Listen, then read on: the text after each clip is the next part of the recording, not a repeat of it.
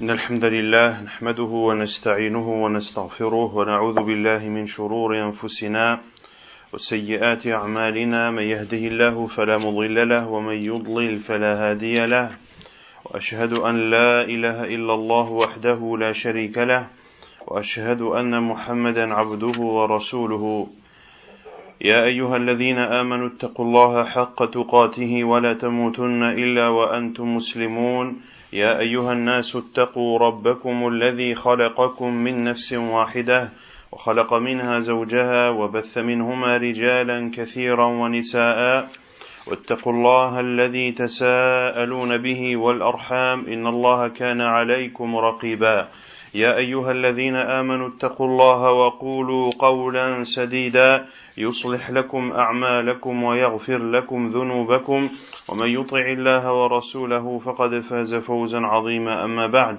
فإن خير الكلام كلام الله وخير الهدي هدي محمد صلى الله عليه وعلى آله وسلم وشر الأمور محدثاتها وكل محدثة بدعة وكل بدعة ضلالة وكل ضلالة في النار أما بعد. Toujours dans la traduction et les quelques commentaires sur le livre Al-Qawl al-Mufid fi Adilat al-Tawhid du Cheikh Muhammad ibn Abd al-Wahhab al-Wasabi, hafidhahullah ta'ala.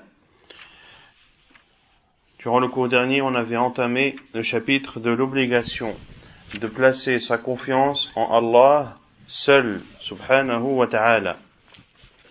Et le Cheikh, hafidhahullah, a cité une panoplie de versets dans ce sens. On avait lu l'explication ou l'exégèse de Cheikh Sa'di, Abdurrahman Sa'di, rahimahullah, de nombreux de ces versets, et on s'était arrêté à quel verset exactement? Qui s'en rappelle? Non. C'est bien ça. On s'est arrêté à la parole d'Allah Azza wa Jal wa tawakkal ala al-hayy alladhi la yamut wa sabbih bihamdihi wa kafa bihi bi dhunubi ibadihi khabira. طيب. Et le dernier verset expliqué était celui d'avant, celui de les versets de sourate An-Nahl. قال المؤلف حفظه الله وقال تعالى وتوكل على الحي الذي لا يموت وسبح بحمده وكفى به بذنوب عباده خبيرا. وقال تعالى وتوكل على العزيز الرحيم الذي يراك حين تقوم وتقلبك في الساجدين إنه هو السميع العليم. وقال تبارك وتعالى فتوكل على الله إنك على الحق المبين. وقال جل وعلا وتوكل على الله وكفى بالله وكيلا. وقال إبراهيم عليه السلام ربنا عليك توكلنا وإليك أنبنا وإليك المصير. وقال تبارك وتعالى الله لا إله إلا هو وعلى الله فليتوكل المؤمنون. وقال تعالى ومن يتوكل على الله فهو حسبه إن الله بالغ أمره قد جعل الله لكل شيء قدرا.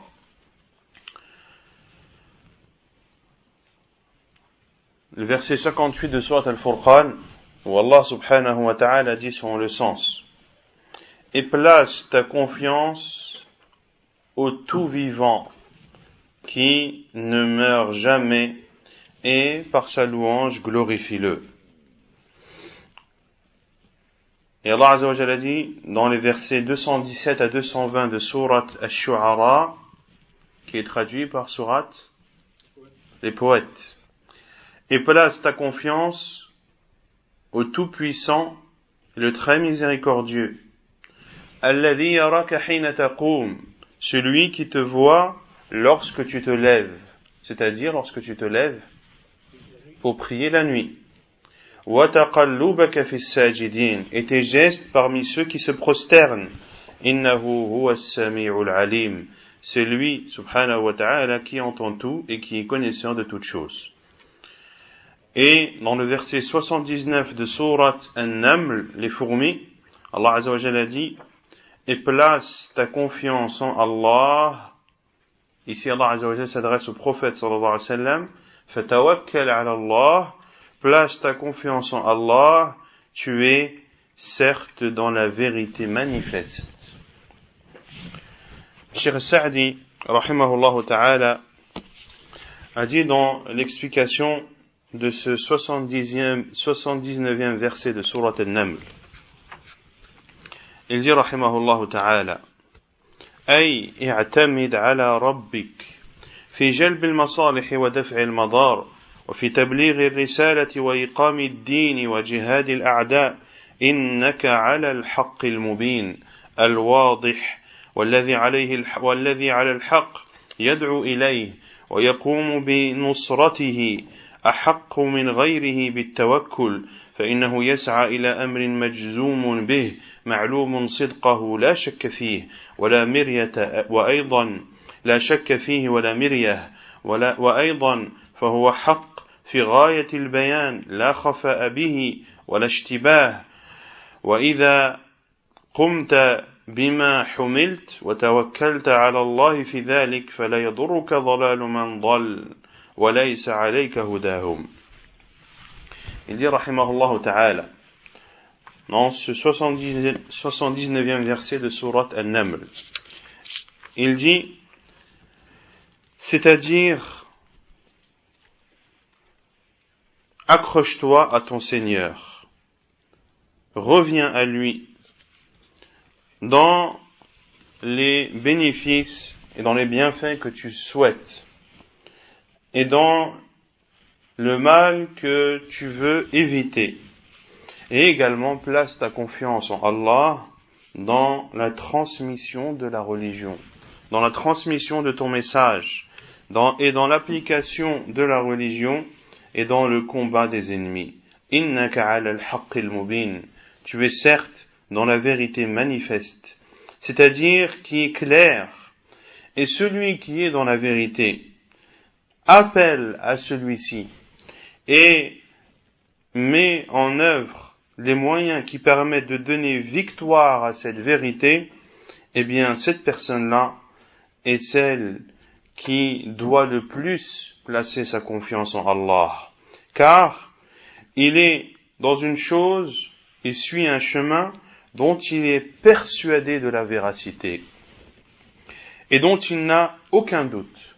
Ainsi, celui qui appelle à Allah Azza wa Jal, celui qui appelle à l'islam, il sait que l'islam est la religion de vérité. Le musulman n'a aucun doute. Et lorsque l'on dit un musulman, un croyant, la croyance c'est de croire en une chose de façon ferme.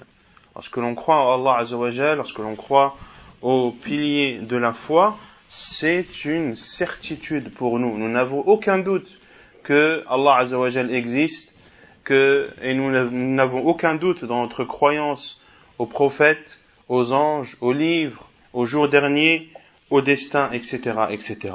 Ainsi, celui qui est dans la vérité, eh bien, c'est lui qui doit le plus placer sa confiance en Allah subhanahu wa ta'ala. D'une part, parce que c'est la vérité, mais également, comme le dit Cheikh Sa'di, وَأَيْضًا فَهُوَ حَقٌّ فِي غَايَةِ الْبَيَانِ, mais c'est une vérité qui, en plus d'être une vérité, est extrêmement claire. Il n'y a pas de zone d'ombre, il n'y a pas de choses cachées, il n'y a pas de choses ambiguës dans cette vérité. Et ainsi, Allah Azza wa Jal dit à son prophète sallallahu alayhi wa sallam que si il prend la responsabilité de ce qui lui a été confié, eh bien qu'il place sa confiance en Allah subhanahu wa ta'ala, et s'il place sa confiance en Allah Azza wa Jal, eh bien le mal de ceux qui se sont égarés ne le touchera pas. Ne le touchera pas. Ainsi, lorsque tu places ta confiance en Allah Azza wa Jal, c'est-à-dire que tu sais qu'Allah Azza wa Jal est le seul qui peut t'apporter un bien, et c'est lui, subhanahu wa ta'ala, le seul qui peut t'éloigner d'un mal. Ainsi, tu n'as peur de personne. وقال الله جل et dans le verset 48 de Surat Al-Ahzab, Allah Azza wa Jal dit, et place ta confiance en Allah, et Allah te suffit comme protecteur. Et il dit, subhanahu wa ta'ala, en parlant d'Ibrahim alayhi salam, lorsqu'il a dit, Rabbana alayka tawakkalna, ô notre Seigneur, c'est en toi que nous plaçons notre confiance, et c'est vers toi que nous revenons, c'est-à-dire, c'est vers toi que nous demandons le pardon, et c'est vers toi que nous nous repentons, wa ilayka al-masir, et c'est vers toi que nous retournerons. Et dans Surat At-Taghabun, le verset 13, Allah Azza wa Jalla dit, Allah, point de divinité qui ne mérite d'être adoré que lui. Et c'est envers Allah que les croyants placent leur confiance. Dans Surat At-Talaq, Surat le divorce, le verset 3, Allah subhanahu wa ta'ala a dit, selon le sens, et celui qui place sa confiance en Allah, il lui suffit. Fahuwa hasbuh. Inna Allah balighu amrih. Allah Azza wa Jal fait toujours, ou met toujours en application ses commandements. Qad ja'ala Allahu li kulli shay'in qadra. Allah Azza wa Jal a donné à chaque chose sa juste mesure. À chaque chose sa juste mesure. Cheikh Sa'di rahimahullah a dit, dans l'explication de ce verset 3 de Surat At-Talaq,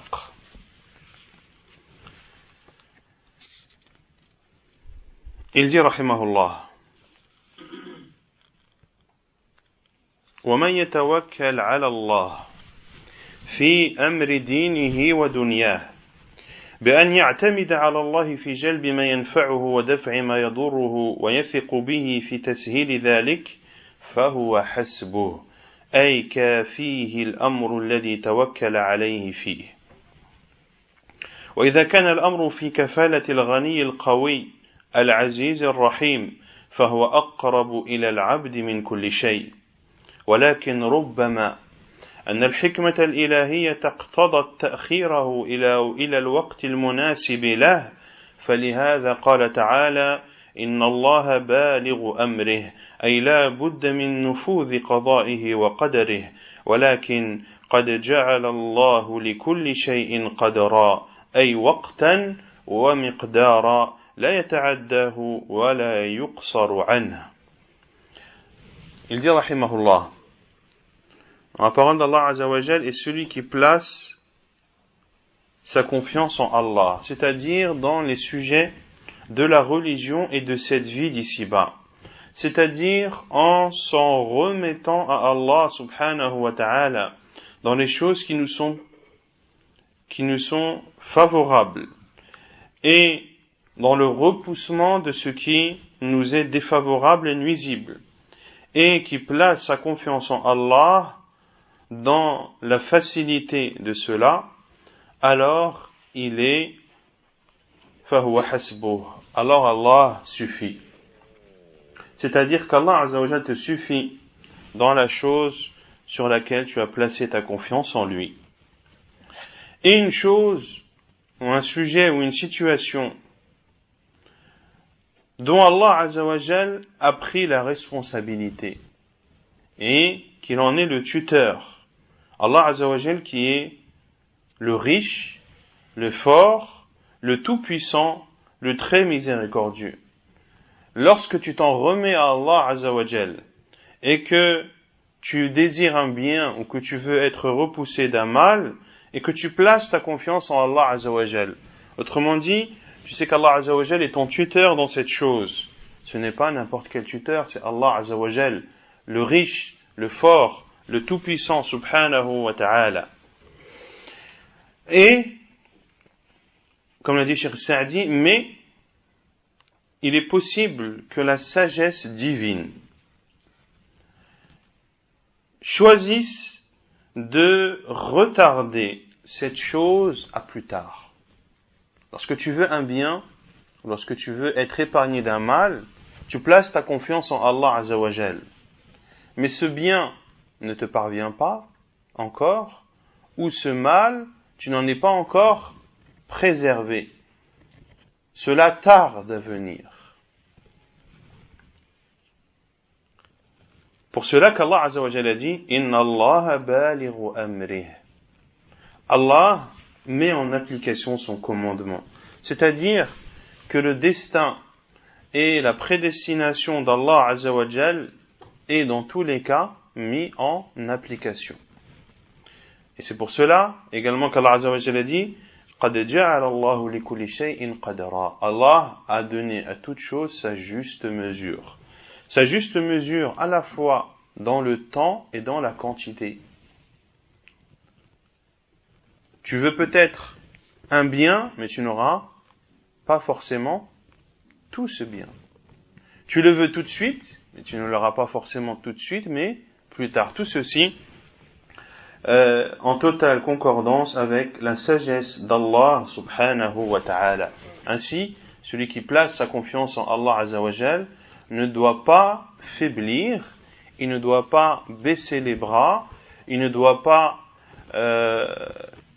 baisser dans sa confiance qu'il place en Allah Azza wa Jal parce que telle ou telle chose n'est pas encore arrivée.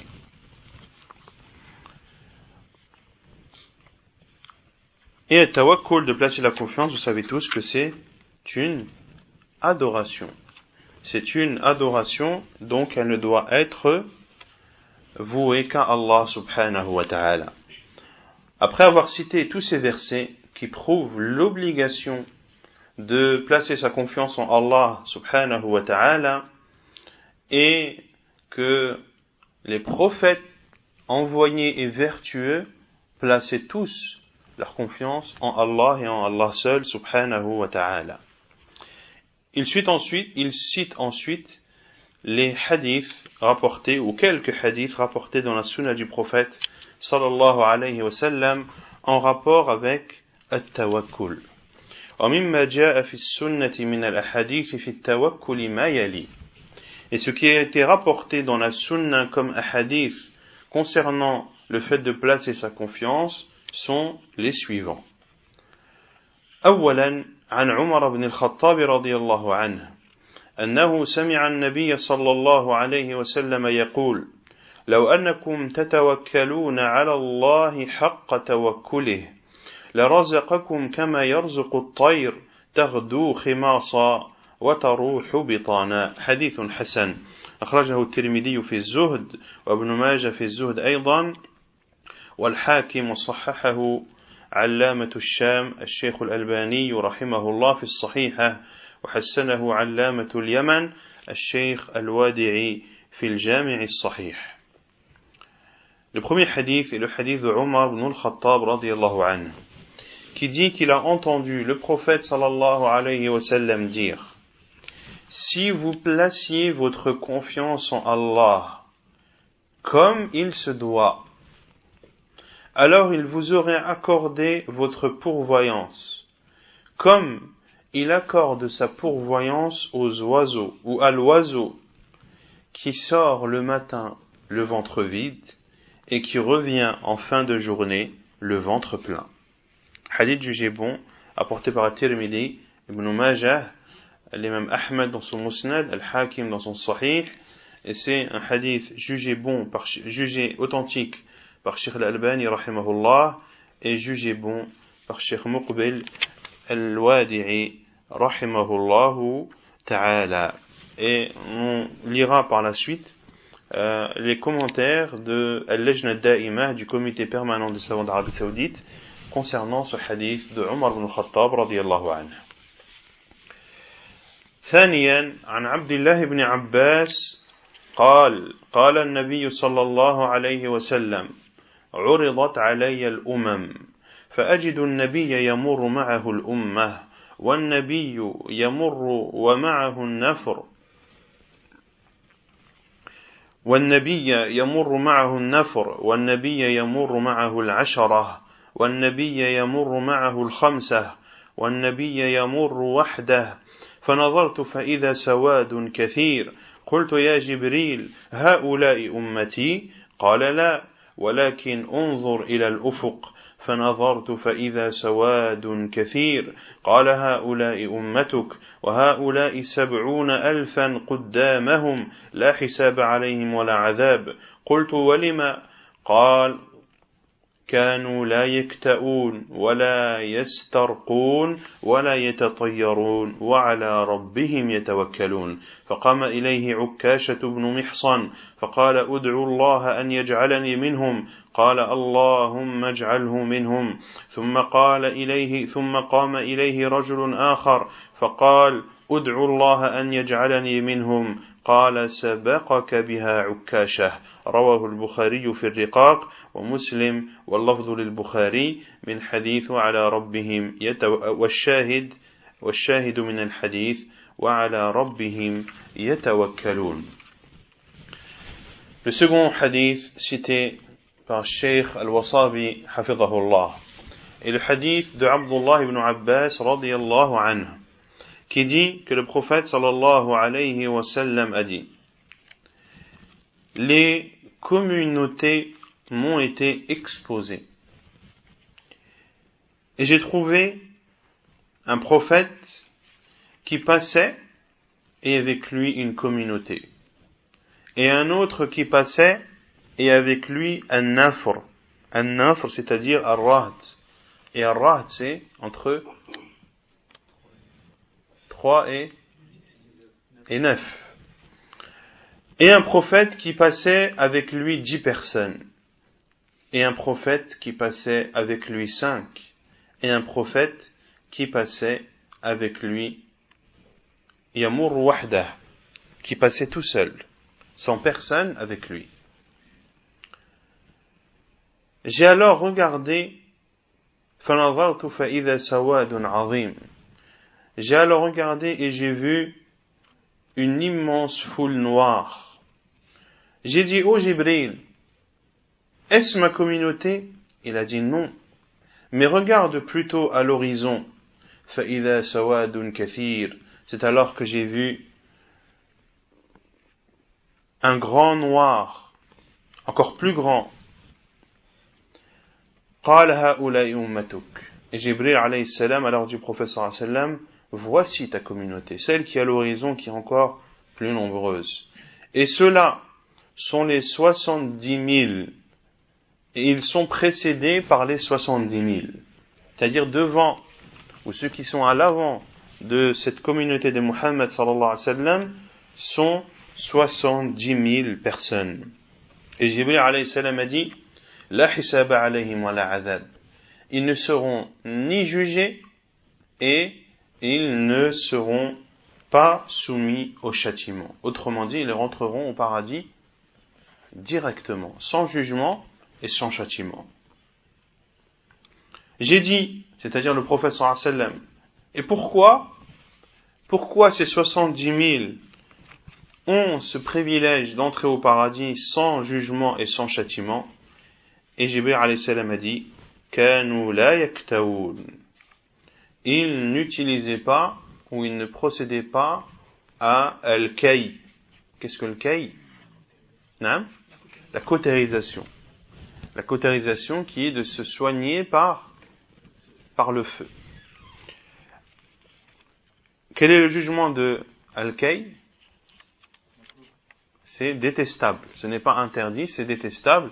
Et le prophète sallallahu alayhi wa sallam a dit: Akhiru dawa al-kay. S'il n'y a pas d'autre remède, alors le dernier des remèdes est al-kay. Et ceci est beaucoup utilisé dans les pays entre guillemets sous-développés, mais était aussi beaucoup utilisé auparavant, où ils soignaient par exemple des blessures en passant un fer chaud dessus pour notamment souder en quelque sorte les veines qui laissaient couler le sang.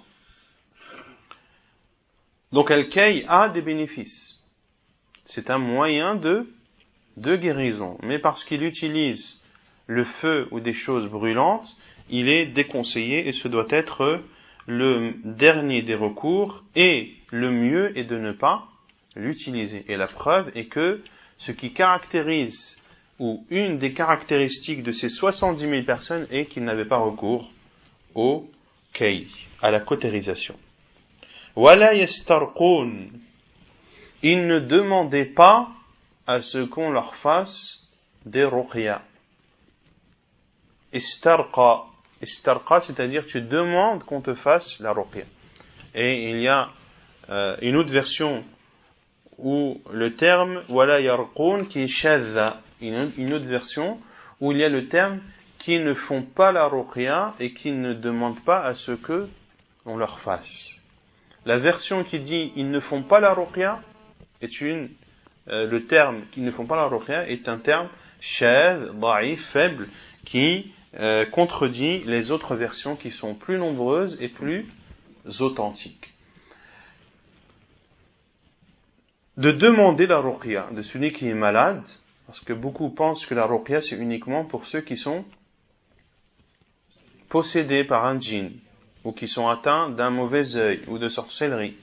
Et c'est que dans ce cas uniquement qu'on fait la ruqya. Non, la ruqya tu l'as fait dans les cas où, beaucoup plus vaste que cela, lorsque tu es malade, lorsque tu es atteint d'une maladie, etc., et bien tu fais la ruqya. Tu lis sur toi les incantations qui, bien sûr, contiennent des versets du Coran et des hadiths du prophète sallallahu alayhi wa sallam. Donc de demander à ce qu'on fasse la ruqya ne fait pas partie des caractéristiques de ceux qui veulent faire partie des 70 000 personnes qui entreront au paradis sans châtiment et sans jugement. Est-ce qu'il est interdit de demander à ce qu'on fasse la ruqya? Non. Cela n'est pas interdit, mais le mieux est de faire la ruqya soi-même. Le mieux est de faire la ruqya soi-même. Wala yatatayyarun. At-tatayyur, on en a parlé il n'y a pas longtemps, c'est la superstition, c'est de considérer qu'un événement qui a eu lieu, eh bien, est un avant-signe d'un malheur qui arrive ou d'un bonheur qui arrive. Comme ici, at-tatayyur, c'est le fait d'utiliser les oiseaux, de voir les oiseaux dans le ciel. S'ils prennent telle direction, cela est un bon signe. S'ils prennent une autre direction, cela est un mauvais signe. Par contre, at-tatayyur est une chose interdite. وَعَلَى رَبِّهِمْ يَتَوَكَّلُونَ. Et ils placent leur confiance en leur Seigneur. Ce sont les 4 caractéristiques de ces 70 000 personnes qui entreront au paradis de la communauté de Muhammad sallallahu alayhi wa sallam, sans jugement et sans châtiment, qu'Allah azza wa jal fasse que l'on en fasse partie. Et un homme qui est Ukasha ibn Mihsan, et ils placent leur confiance en leur Seigneur. Et un homme, Ukasha ibn Mihsan, s'est alors levé et a dit: ô envoyé d'Allah, invoque Allah pour que je fasse partie d'eux. Ukasha ibn Mihsan radiyallahu anhu a dit au prophète sallallahu alayhi wa sallam: invoque Allah à ma faveur pour que je fasse partie d'eux. Et le prophète sallallahu alayhi wa sallam a dit: ô Allah, fais en sorte qu'ils fassent partie d'eux. Et l'invocation du prophète sallallahu alayhi wa sallam est exaucée. Et nous pouvons attester que Ukasha radiyallahu anhu fait partie de ces 70 000 personnes qui entreront au paradis sans jugement et sans châtiment. Et un autre homme est venu et s'est levé et a dit: invoque Allah pour que je fasse partie d'eux. Et le prophète sallallahu alayhi wa sallam lui a alors dit: Ukasha t'a précédé. Sabaqaka biha Ukasha. Ukasha t'a précédé. Et c'est un hadith authentique rapporté par Al-Bukhari et Muslim, et la partie du hadith qui est en rapport avec le sujet que l'on traite actuellement est bien sûr la dernière phrase: et ils placent leur confiance en leur Seigneur. ثالثا وعنه أيضا رضي الله عنه أي عن عبد الله بن عباس قال كان رسول الله صلى الله عليه وسلم يقول: اللهم لك أسلمت وبك آمنت وعليك توكلت وإليك أنبت وبك خاصمت اللهم إني أعوذ بعزتك لا إله إلا أنت أن تضلني أنت الحي الذي لا يموت والجن والإنس يموتون. رواه البخاري مختصرا ومسلم. Le troisième hadith est également le hadith d'Abdullah ibn Abbas radiyallahu anhu, qui dit que le prophète sallallahu alayhi wa sallam disait: Ô Allah, c'est à toi que je me suis soumis, et c'est en toi que je crois, et c'est en toi que je place ma confiance, et c'est vers toi que je reviens, c'est-à-dire que je me repens. Wa bika khasamt, et c'est par toi que j'ai le dessus face à ceux avec qui je polémique. Ô Allah, je demande ta protection par ta puissance.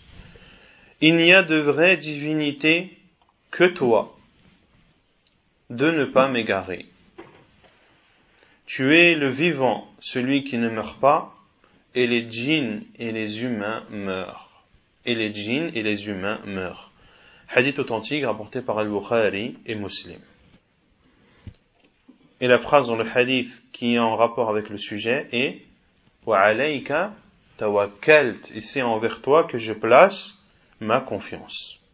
رابعا عن جابر بن عبد الله رضي الله عنه أنه غزا مع رسول الله صلى الله عليه وسلم قبل نجد فلما قفل رسول الله صلى الله عليه وسلم قفل معه فأدركتهم القائلة في واد كثير العضاه فنزل رسول الله صلى الله عليه وسلم وتفرق الناس يستظلون بالشجر فنزل رسول الله صلى الله عليه وسلم تحت سمرة وعلق بها سيفه ونمنا نومة فإذا رسول الله صلى الله عليه وسلم يدعونا وإذا عنده أعرابي فقال إن هذا اخترط علي سيفي وأنا نائم فاستيقظت وهو في يده صلتا فقال من يمنعك مني فقلت الله الله الله ولم يعاقبه وجلس رواه البخاري ومسلم.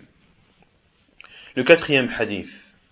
Selon Jabir ibn Abdillah radiyallahu anhu, il dit qu'il a combattu avec le prophète sallallahu alayhi wa sallam vers la région de Najd. Et lorsque le prophète sallallahu alayhi wa sallam est revenu de cette ghazwa, de cette bataille, il est revenu avec lui, c'est-à-dire Jabir radiyallahu anhu. Et dans leur retour, ils ont été touchés par une forte chaleur, une canicule, dans une vallée pleine d'arbres avec des épines. Le prophète sallallahu alayhi wa sallam s'est alors arrêté pour se rafraîchir, pour se mettre à l'ombre, car il était très difficile de continuer la route sous une chaleur comme celle-ci. Le prophète sallallahu alayhi wa sallam s'est alors arrêté et les gens se sont dispersés, chacun recherchant un arbre sous lequel il pouvait rester, sous lequel il pouvait être à l'ombre. Et le prophète sallallahu alayhi wa sallam s'est lui aussi placé sous l'ombre d'un arbre. Et il a attaché à cet arbre son épée sallallahu alayhi wa sallam. Et tout le monde s'est mis à dormir pour se reposer et profiter de ce moment. C'est alors que le prophète sallallahu alayhi wa sallam nous a appelés. Il a appelé ses compagnons radiyallahu anhum. Wa idha indahu a'rabi. Et il y avait avec le prophète sallallahu alayhi wa sallam un bédouin. Faqal. Le prophète sallallahu alayhi wa sallam a alors dit Inna hada ikhtarata alayya sayfi wa ana na'im. Cet homme, c'est-à-dire ce bédouin, a pris mon épée alors que je dormais. Je me suis alors réveillé, wa huwa fi yadihi salta, et mon épée était dans sa main dégainée. Et ce bédouin a dit, qui peut m'empêcher de te tuer? Le prophète sallallahu alayhi wa sallam allongé, un homme debout en face de lui, le prophète sallallahu alayhi wa sallam venait de se réveiller, un homme debout en face de lui, l'épée dégainée, prêt à le tuer. Et cet homme a dit au prophète sallallahu alayhi wa sallam, voilà, dans cette situation, qui peut m'empêcher de te tuer? tous les compagnons dorment, d'accord, donc là, le prophète sallallahu alayhi wa sallam a dit فَقُلْتُ Allah thalathan. J'ai alors dit Allah 3 fois. Allah, Allah, Allah. Regardez comment le prophète sallallahu alayhi wa sallam place sa confiance en Allah azza wa jal pour le préserver d'un mal qui est le fait d'être victime d'une attaque imminente d'une personne qui est en face de lui, et le prophète sallallahu alayhi wa sallam ne peut compter sur l'aide d'aucun de ses compagnons car tous dorment, mais uniquement de l'aide d'Allah subhanahu wa ta'ala. Et dans une autre version qui explique plus ce hadith, l'épée est tombée de la main de cet homme, de ce bédouin. Et le prophète sallallahu alayhi wa sallam l'a saisi. Et c'est l'inverse qui a eu lieu, à savoir que c'est cet homme qui s'est retrouvé allongé et le prophète sallallahu alayhi wa sallam l'épée dégainée au-dessus de lui. Et là, le prophète sallallahu alayhi wa sallam lui a dit Man yamna'uka minni? Qui peut te préserver de moi? Et le prophète sallallahu alayhi wa sallam, et c'est là où il y a la fin de ce hadith, walam yu'aqibhu wa jalas. Et le prophète sallallahu alayhi wa sallam ne l'a pas réprimandé. N'a pas réprimandé cet homme, alors que le prophète sallallahu alayhi wa sallam pouvait le faire. Il aurait pu dire à ses compagnons, celui-ci voulait me tuer, occupez-vous de lui, ou tuez le prophète sallallahu alayhi wa sallam aurait pu dire une sentence vis-à-vis de cet homme. Mais le prophète sallallahu alayhi wa sallam est doux et miséricordieux envers les croyants et les musulmans. Et le prophète sallallahu alayhi wa sallam n'a pas réprimandé cet homme wa jalas, et il s'est assis sallallahu alayhi wa ala alihi wa sallam. Fatawa al-lajna al-da'imah. حديث عمر بن الخطاب رضي الله عنه عن النبي صلى الله عليه وسلم قال لو أنكم تتوكلون على الله حق توكله لرزقكم كما يرزق الطير تغدو خماصا وتروح بطانا. رواه الإمام أحمد والترمذي والنسائي وابن ماجه وابن حبان والحاكم وقال الترمذي حسن صحيح. حقيقة التوكل هو صدق اعتماد القلب على الله عز وجل في استجلاب المصالح ودفع المضار من أمور الدنيا والآخرة. ومعنى الحديث أن الناس لو حققوا التوكل على الله بقلوبهم واعتمدوا عليه اعتمادا كليا في جلب ما ينفعهم ودفع ما يضرهم وأخذوا بالأسباب المفيدة لساق إليهم أرزاقهم مع أدنى سبب كما يسوق إلى الطير أرزاقها بمجرد الغدو والرواح، وهو نوع من الطلب ولكنه سعي يسير. وتحقيق التوكل لا ينافي السعي في الأسباب التي قدر الله سبحانه وتعالى المقدرات بها وجرت سننه في خلقه بذلك، فإن الله تعالى أمر بتعاطي الأسباب مع أمره بالتوكل، فالسعي في الأسباب بالجوارح طاعة والتوكل بالقلب عليه إيمان به. Puis le Cheikh Al-Wasabi, hafidhahullah, cite la fatwa du comité permanent des savants d'Arabie Saoudite, la fatwa numérotée 9580. Le hadith de Omar al-Khattab radiyallahu anhu, dans lequel le prophète sallallahu alayhi wa sallam a dit: si vous placiez votre confiance en Allah comme il se doit, il vous aurait accordé votre pourvoyance, comme il accorde la pourvoyance à l'oiseau qui sort le matin le ventre vide et qui revient en fin de journée le ventre plein. Quelle est la réalité de placer sa confiance en Allah? C'est-à-dire d'être véridique en s'en remettant en Allah subhanahu wa ta'ala,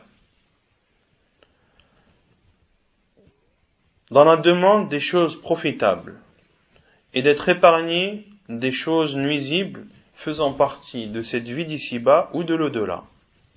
Et le sens de ce hadith est que si les gens avaient placé véritablement leur confiance en Allah, avec leur cœur et qu'ils s'en remettaient à Allah subhanahu wa ta'ala totalement dans la demande de ce qui leur est profitable et dans le repoussement de ce qui leur est nuisible, et que les gens mettaient en œuvre les causes bénéfiques, eh bien Allah subhanahu wa ta'ala leur donnerait leur pourvoyance à la moindre cause qu'ils feraient. À la moindre cause qu'ils feraient, comme il donne à l'oiseau sa pourvoyance dans le simple fait de sortir le matin et de revenir en fin de journée. Et ceci est une demande. Celui qui sort le matin et qui revient en fin de journée, est-ce qu'il a demandé son rizq ou pas? Oui. Mais ici, l'oiseau ne fait que sortir et revenir. C'est une façon de demander le rizq, mais c'est une façon qui est simple. Sortir et revenir. C'est une chose qui est simple, aisée, qui ne demande, il n'y a pas de difficulté particulière. Il y en a qui sortent le matin, mais qui travaillent très dur et reviennent le soir épuisés et évincés. Quant à l'oiseau, il sort le matin, il revient le soir, il n'a fait dans la journée que voler, passer de tel endroit à tel endroit. Puis, Al-Lajna Da'ima dit, et le fait de placer sa confiance en Allah Azza wa Jal ne renie pas le fait de mettre en œuvre les causes, qu'Allah subhanahu wa ta'ala a créé et qu'il a prédestiné subhanahu wa ta'ala. Car Allah subhanahu wa ta'ala a ordonné de faire les causes tout en plaçant sa confiance en lui. فالسعي في الأسباب بالجوارح طاعة. Le fait de demander, de faire la cause avec les membres de son corps, de faire la cause pour demander son rizq, pour demander une chose bien, ou de se préserver d'une chose mal, est une obéissance. Et de placer sa confiance avec son cœur est une croyance en Allah subhanahu wa ta'ala. قال تعالى واتقوا الله وعلى الله فليتوكل المؤمنون فجعل التوكل مع التقوى التي هي القيام بالأسباب المأمور بها والتوكل بدون القيام بالأسباب المأمور بها عجز محض وإن كان مشوبا بنوع من التوكل فلا ينبغي للعبد أن يجعل توكله عجزا ولا عجزه توكلا بل يجعل توكله من جملة الأسباب التي لا يتم المقصود إلا بها كلها وبالله التوفيق وصلى الله على نبينا محمد وعلى آله وصحبه وسلم انتهت فتوى اللجنة الدائمة. Et Allah Azza wa Jalla dit, et craignez Allah, et c'est en Allah que les croyants placent leur confiance. Dans ce verset, Allah subhanahu wa ta'ala جعل التوكل مع التقوى التي هي القيام بالأسباب المأمور بها. Allah Azza wa Jalla a ici cité le fait de placer sa confiance en lui avec la piété. Et la piété, c'est le fait de mettre en œuvre les causes qu'Allah subhanahu wa ta'ala a ordonnées. Et la piété, vous savez tous que parmi ces définitions, c'est le fait de mettre en pratique les ordres et de délaisser les interdits. Donc ainsi, toi, musulman, tu espères entrer au paradis. Et tu places ta confiance en Allah Azza wa Jal dans cela. Est-ce que cela veut dire que tu ne fais pas de causes? La réponse est non. Tu dois faire des causes.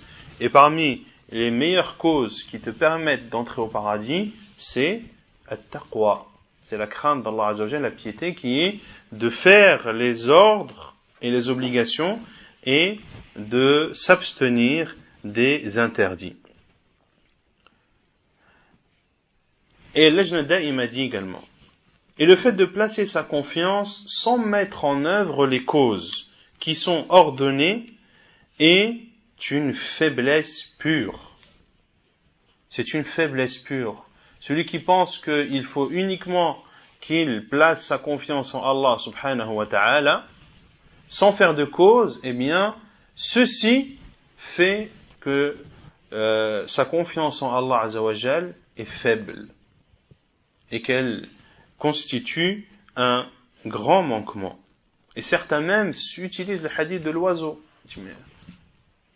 Allah azza wa jal, il donne le rizq aux oiseaux. Pourquoi il ne le donnerait pas à moi? Oui, mais le professeur Assemi a dit que l'oiseau, qu'est-ce qu'il fait le matin? Il sort et il revient en fin de journée. Donc il fait un sabab.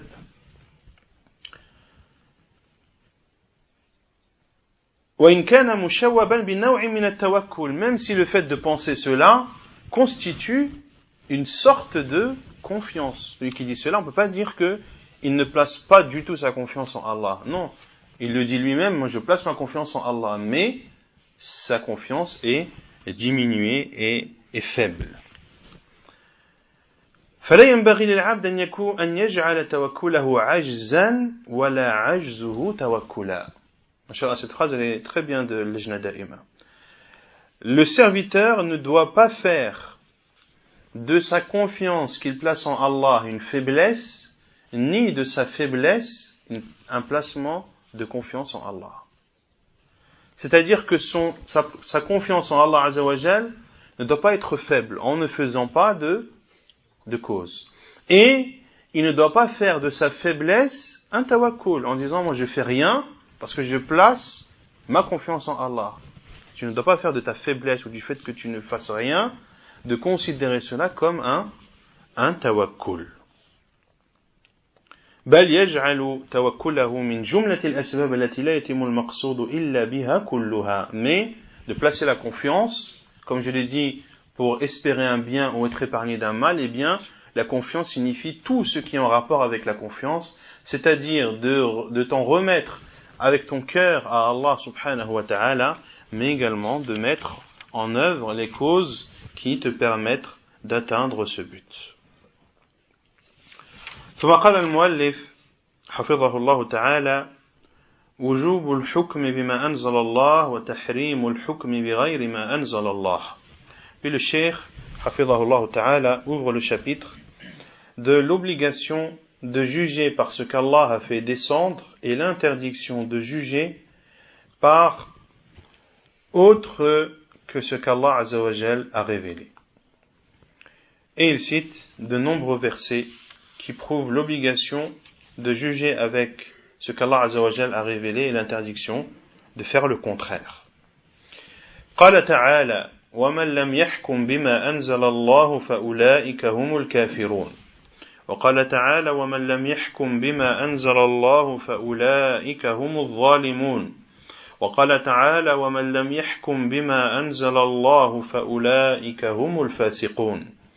وقال جل وعلا وأن احكم بينهم بما أنزل الله ولا تتبع أهواءهم واحذرهم أن يفتنوك عن بعض ما أنزل الله إليك.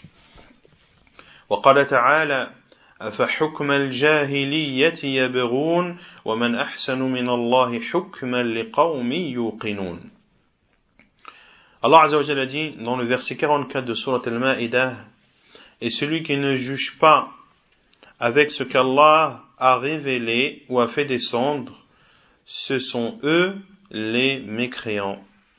Et il a dit dans le verset 45 de cette même Surat Al-Ma'idah, la table servie, et celui qui ne juge pas par ce qu'Allah a fait descendre, ce sont eux les injustes.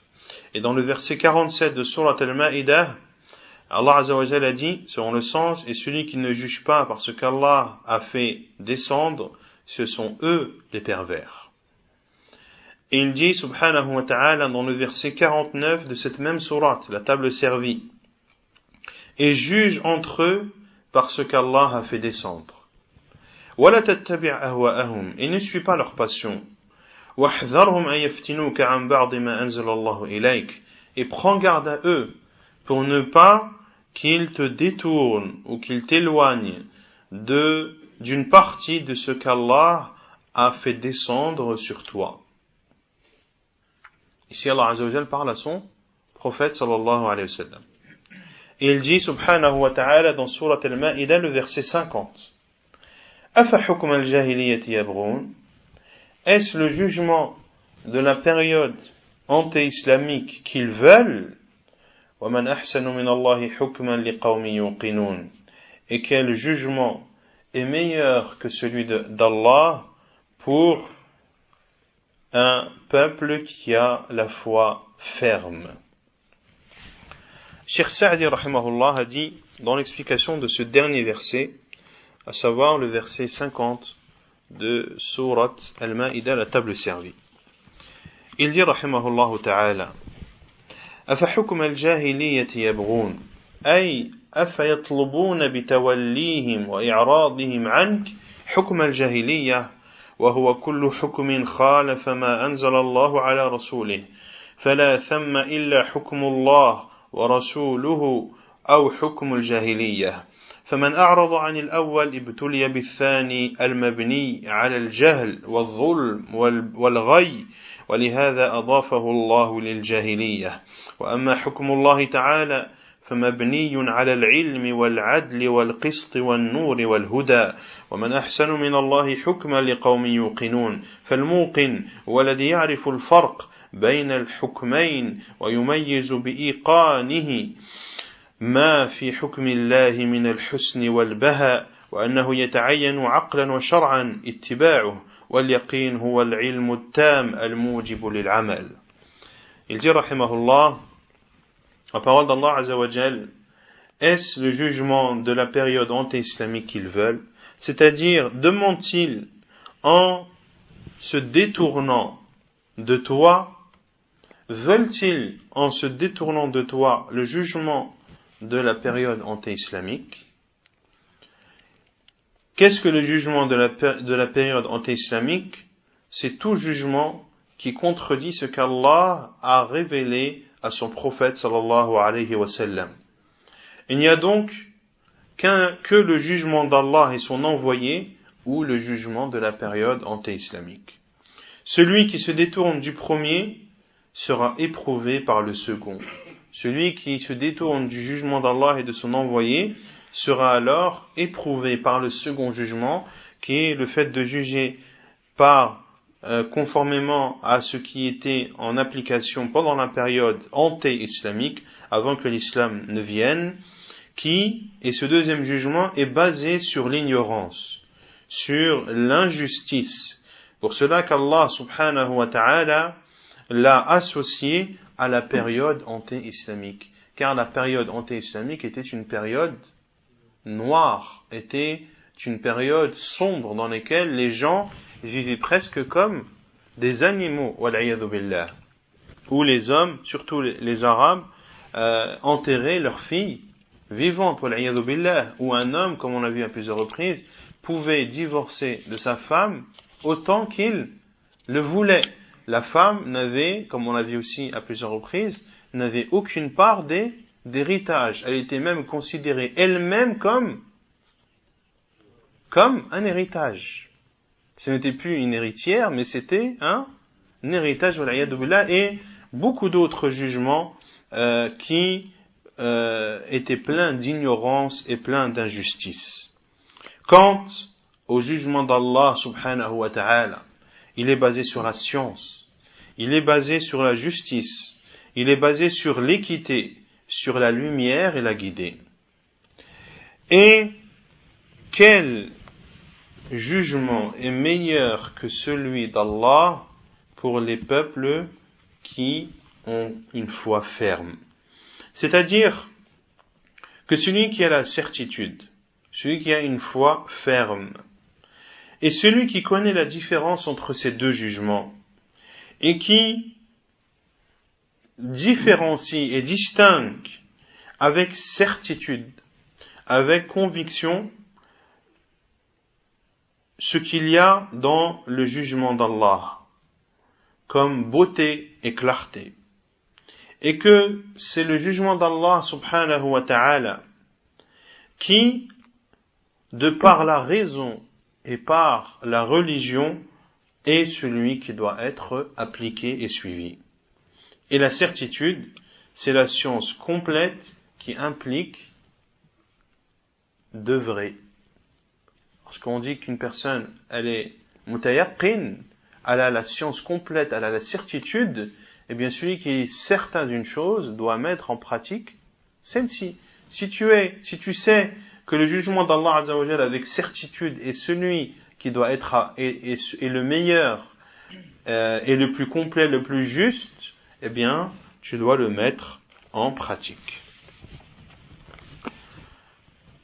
وقال يوسف عليه السلام الشيخ الوصابي حفظه الله dit وقال يوسف عليه السلام إن الحكم إلا لله أمر ألا تعبدوا إلا إياه ذلك الدين القيم ولكن أكثر الناس لا يعلمون وقال يعقوب عليه السلام إن الحكم إلا لله عليه توكلت وعليه فليتوكل المتوكلون. Et Yusuf alayhi salam, comme nous en informe Allah Azza wa Jal, a dit, dans Surat Yusuf verset 40, le jugement n'est qu'à Allah. Il a ordonné de n'adorer que lui. Voilà la religion droite, mais la plupart des gens ne savent pas. Et Yaqub alayhi salam a dit, comme Allah Azza wa Jal nous en informe, dans Surat Yusuf également, le verset 67, le jugement n'appartient qu'à Allah.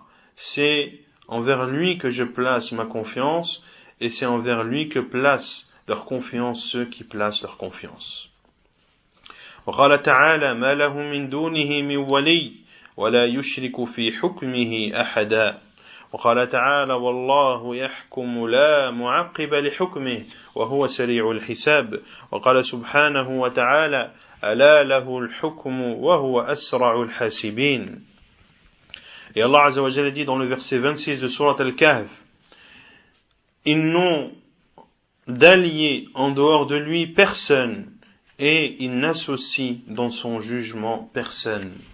Et il dit subhanahu wa ta'ala dans le verset 41 de Surat Ar-Ra'd, selon le sens, Allah juge, nul ne peut s'interposer ou s'opposer à son jugement, wa huwa sari'ul hisab, et Allah est rapide en jugement.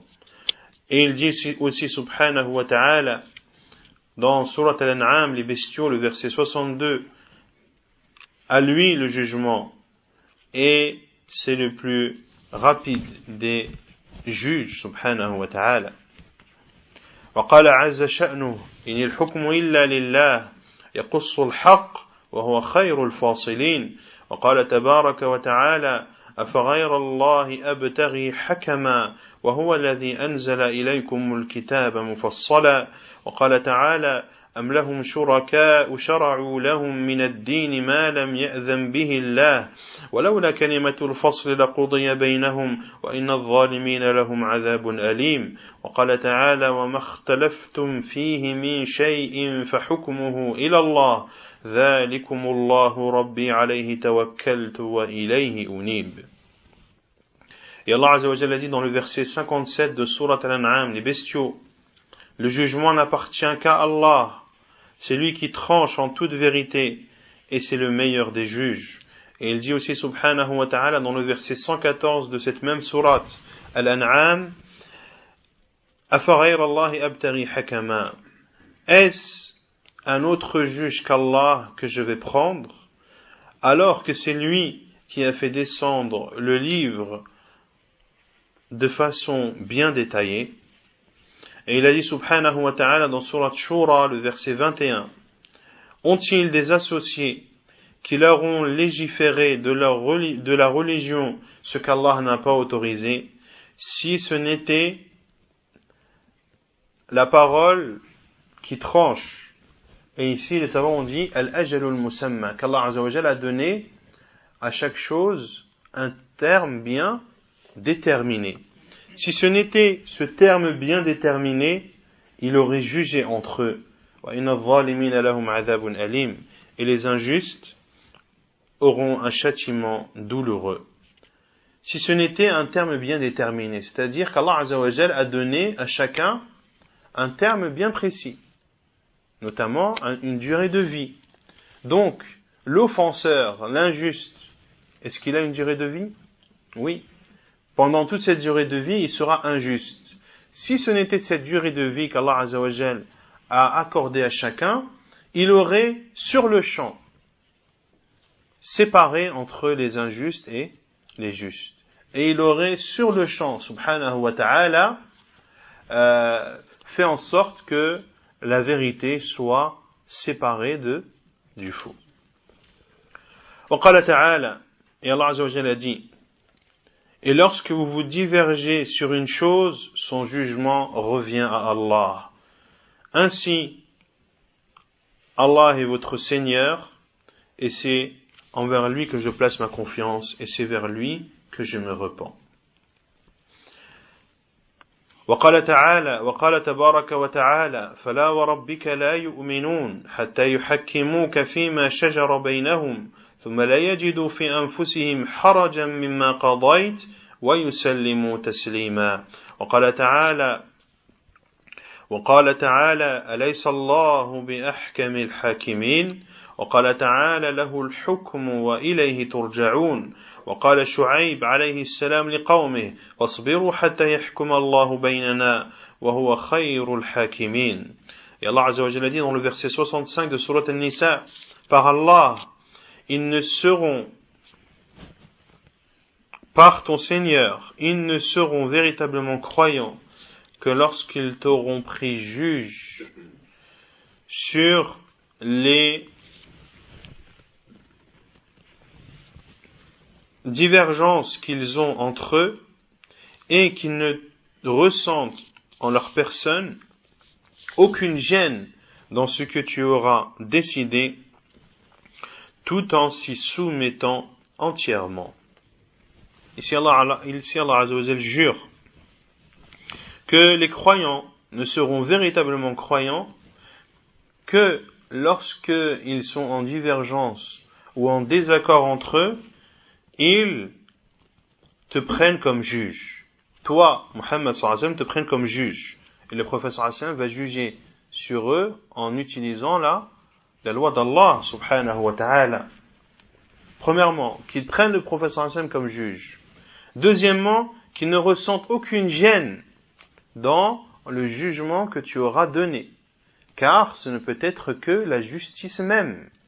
Et troisièmement, وَيُسَلِّمُوا تَسْلِيمًا, et qu'ils se soumettent entièrement à ton jugement. Et Allah Azza wa Jalla dit dans Surat At-Tin, Surat le figuier, verset 8, Allah n'est-il pas le plus sage des justes, le plus sage des juges? Et il dit aussi subhanahu wa ta'ala dans Surat Al-Qasas, les histoires, le verset 88, à lui le jugement et c'est vers lui que vous retournerez. Et Shu'aib alayhi salam a dit à son peuple, comme nous en informe Allah Azza wa Jalla dans Surat Al-A'raf, le verset 87, patientez jusqu'à ce qu'Allah juge entre nous, et c'est le meilleur des juges. Jusqu'à ce qu'Allah Azza wa Jalla juge entre nous, c'est-à-dire qu'il châtie celui qui mérite d'être châtié. Et Allah Azza wa Jalla a châtié le peuple de Shu'aib. وقال تعالى إن الله يأمركم أن تؤدوا الأمانات إلى أهلها وإذا حكمتم بين الناس أن تحكموا بالعدل إن الله نعم ما يعظكم به إن الله كان سميعا بصيرا يا أيها الذين آمنوا أطيعوا الله وأطيعوا الرسول وأولي الأمر منكم فإن تنازعتم في شيء فردوه إلى الله والرسول إن كنتم تؤمنون بالله واليوم الآخر ذلك خير وأحسن تأويلا. قلت أي الشيخ محمد بن عبد الوهاب الوصابي ولا تكون حاكما بالعدل إلا إذا حكمت بما أنزل الله وأما إذا حكمت بغير ما أنزل الله فقد حكمت بالظلم. Et Allah Azza wa Jalla dit dans les versets 58 et 59 de Surat An-Nisa, les femmes, il dit subhanahu wa ta'ala selon le sens, Allah vous ordonne de restituer le dépôt à celui à qui il revient. Et lorsque vous jugez entre les gens, de juger par la justice. Allah vous donne une belle exhortation. Allah est celui qui entend tout et qui voit tout. Ô vous qui avez cru, obéissez à Allah et obéissez à son prophète et aux gouverneurs parmi vous. Et si vous êtes en désaccord sur une chose, alors exposez-la à Allah et à son envoyé. Si vous croyez en Allah et au jour dernier, voilà ce qui est meilleur et voilà la meilleure interprétation. Et Cheikh al-Wasabi, hafidhahullah, a dit, et tu ne peux juger par la justice que lorsque tu juges par ce qu'Allah a fait descendre. Et celui qui juge par autre que ce qu'Allah a fait descendre a alors jugé par l'injustice. قال تعالى يا داود إنا جعلناك خليفة في الأرض فاحكم بين الناس بالحق ولا تتبع الهوى فيضلك عن سبيل الله إن الذين يضلون عن سبيل الله لهم عذاب شديد بما نسوا يوم الحساب. Et Allah Azza wa Jal قلت ولا تكونوا حاكما بالحق إلا إذا حكمت بما أنزل الله وأما إذا حكمت بغير ما أنزل الله فقد حكمت بالباطل. Et Allah subhanahu wa ta'ala a dit dans le verset 26 de Surat Sad, selon le sens, Ô Daoud, nous avons fait de toi un calife sur terre. Juge donc entre les gens par la vérité et ne suis pas les passions, car elles t'égareront du sentier d'Allah. Ceux qui s'égarent du sentier d'Allah, à eux un châtiment douloureux, un châtiment terrible, de par le jour de la rétribution ou du jugement qu'ils auront oublié. Et Cheikh al-Wasabi, hafidhahullah, dit, et tu ne peux juger par la vérité que lorsque tu juges par ce qu'Allah a fait descendre. Quant à celui qui juge par autre que ce qu'Allah a fait descendre, alors jugé par le faux. Tanbih, remarque, ينقسم الذين يحكمون بغير ما أنزل الله إلى أربعة أقسام. Ceux qui jugent par autre que ce qu'Allah a fait descendre sont de 4 sortes. الأول أن يقول إن الحكم بالشرع أفضل ولكن لا مانع من تحكيم غير الشرع فهذا كفر مخرج من الملة.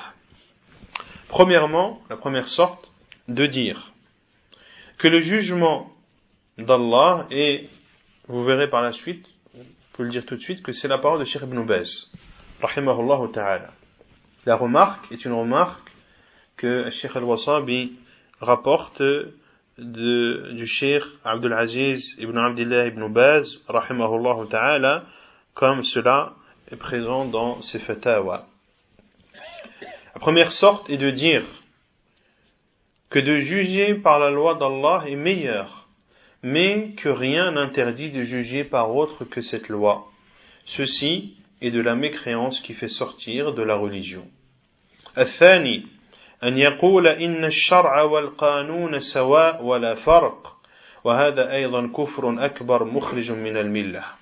La deuxième sorte est de dire que la loi d'Allah et les autres lois sont pareilles, sont égales et il n'y a pas de différence. Ceci également est de la grande mécréance qui fait sortir de l'islam.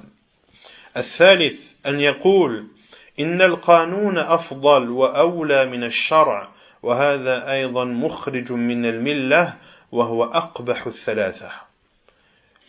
La troisième partie est de dire que les autres lois sont meilleures que la loi d'Allah. Et ceci également fait sortir de l'islam, et c'est des 3 paroles citées la pire. Car le premier a dit que la loi d'Allah est meilleure, mais qu'il n'y a aucun inconvénient à juger par autre que la loi d'Allah. Le second a dit que les deux sont équivalentes. Et le troisième a dit, pire, que les lois autres que celles d'Allah sont meilleures que celles d'Allah. Comment des lois instaurées et légiférées par des êtres humains qui sont aussi faibles les uns les autres peut-elle être meilleure qu'une loi qu'Allah Azza wa Jalla, le Seigneur des mondes, a légiférée? Comment une personne qui a de la raison peut en arriver à dire des choses comme celle-ci? Et vous voyez très bien qu'à notre époque, les gouvernements changent comme ils changent de chemise. Lorsqu'un gouvernement légifère une loi, celui qui vient après voit en fait que celle-là ne correspond pas, donc il la change ou l'abolit. Et ni les lois, elles changent quasiment du jour au lendemain. Or, la loi d'Allah Azza wa Jal, le livre d'Allah et la sunna du prophète sallallahu alayhi wa sallam ne changent pas et ne changeront pas jusqu'au jour dernier. Et les musulmans, depuis l'époque du prophète sallallahu alayhi wa sallam jusqu'à la fin des temps, lorsqu'ils appliquent la loi d'Allah Azza wa Jal, eh bien, ils connaîtront la félicité, ils connaîtront le bonheur, ils connaîtront l'équité, et ceci jusqu'à la fin des temps.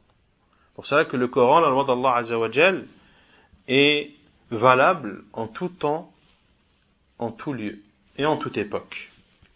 Ar-Rabi', la quatrième partie, أن يعتقد أن الواجب تحكيم شرع الله ولا يجوز تحكيم غيره ولكنه قد يحكم بغير ما أنزل الله لهوى في نفسه ضد المحكوم عليه أو لرشوة أو لأمور سياسية أو ما أشبه ذلك من الأسباب وهو يعلم أنه ظالم ومخطئ ومخالف للشرع فهذا يكون ناقص الإيمان وقد انتفى في حقه كمال الإيمان الواجب وهو بذلك يكون كافرا كفرا أصغر وظالما ظلما أصغر وفاسقا فسقا أصغر كما صح معنى ذلك عن ابن عباس رضي الله عنهما ومجاهد وجماعة من السلف رحمهم الله وهو قول أهل السنة والجماعة خلافا للخوارج والمعتزلة ومن سلك سبيلهم والله المستعان. La quatrième partie, la quatrième sorte, est de croire que ce qui est obligatoire est de juger par la loi d'Allah et qu'il est interdit de juger par une autre loi. Mais cette même personne peut juger par autre que ce qu'Allah a fait descendre en suivant ses passions, notamment contre son peuple, ou à cause d'un pot de vin qu'il recevrait, ou pour des causes politiques, ou autre cause, tout en sachant qu'il est injuste, et qu'il commet une erreur, et qu'il contredit la religion. Celui-ci, à la fois, diminué, fortement diminué, et ainsi, en faisant cela ou en agissant de la sorte, il est considéré comme un mécréant d'une petite mécréance, un offenseur, un injuste d'une petite injustice, un pervers d'une petite perversité. Et ici, quand on dit petite perversité, petite injustice et petite mécréance, ça ne veut pas dire que c'est une chose simple et aisée. Ça veut dire que ce n'est pas la grande mécréance qui fait sortir de l'islam. Cela veut dire que on ne peut pas comparer cette quatrième catégorie aux trois premières. Comme cela a été rapporté de façon authentique, selon Abdullah ibn Abbas, radiyallahu anhu, qui, lorsqu'il a cité les trois versets de Surat al-Ma'idah, وَمَنْ لَمْ يَحْكُمْ بِمَا أَنزَلَ اللَّهُ فَأُولَئِكَ هُمُ الْكَافِرُونَ فَأُولَئِكَ هُمُ الظَّالِمُونَ فَأُولَئِكَ هُمُ الْفَاسِقُونَ, il a dit, ce n'est pas la mécréance à laquelle vous pensez. C'est la mécréance sans être une mécréance. Autrement dit, une petite mécréance qui ne fait pas sortir de l'islam. Et cela a été rapporté également par Mujahid et par un groupe des salaf, rahimahumullah, et c'est la parole des gens de la sunnah. وهو قول أهل السنة والجماعة, contrairement à la parole des Khawarij et des Mu'tazilah et de tous ceux qui ont suivi leur chemin. Et Allah Azza wa Jal est le seul à qui nous demandons l'aide. ونكتفي بهذا القدر وسبحانك اللهم وبحمدك أشهد أن لا إله إلا أنت أستغفرك وأتوب إليك.